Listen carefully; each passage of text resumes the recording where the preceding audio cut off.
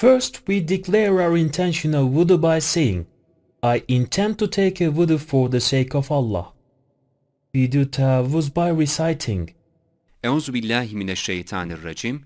Bismillahir, rahmanir, rahim.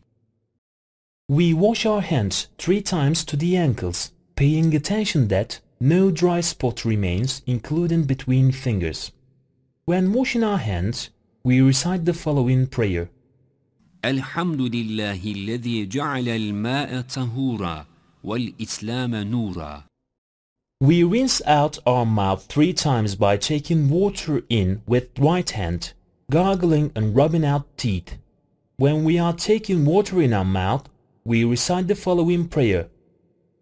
Allahumma a'inni ala tilawati al-Qur'ani wa dhikrika wa shukrika wa husni ibadatik.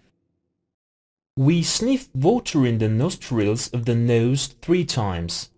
At the 3rd time, we clean out the nostrils of the nose. When sniffing water in, we recite the following prayer. Allahumma irihni ra'ihat al-jannati wa la turihni ra'ihat al-nar. We wash our face with our both hands from the top of forehead to the bottom of chin. We do this 3 times and avoid splashing water harshly to our face. When washing our face, we recite the following prayer. Allahumma bayyid wajhi yawma tabyaddu wujuhu wa taswaddu wujuh. First, we wash our right arm including elbow with the help of our left hand. When washing our right arm, we recite the following.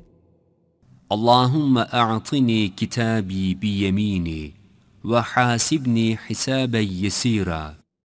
Then we wash our left arm 3 times including our elbow with the help of our right hand. Allahumma la tu'tini kitabi biyasari wa la min wara'i zahri. We wipe 1/4 of our head with wet right hand. When wiping our head, we recite the following. Allahumma idhillani tahta dhill arshika yawma la dhilla illa dhillu arshik. We wet our both hands and wipe inside our ears with our little fingers and the back of ears with our thumbs. When doing this, we recite the following. Allahumma ja'alni min alladhina yastami'una al-qawla fayattabi'una ahsana. We wipe the back of our neck with the back of our hands. When wiping back of our head, we recite the following. Allahumma a'tiq raqabani min an-nar. We wash our right foot 3 times including ankle and heel. We also wet between the fingers. When washing our feet, we recite the following prayer. Allahumma thabbit qadamayya ala as-sirati yawma tazillu fihi al-aqdam.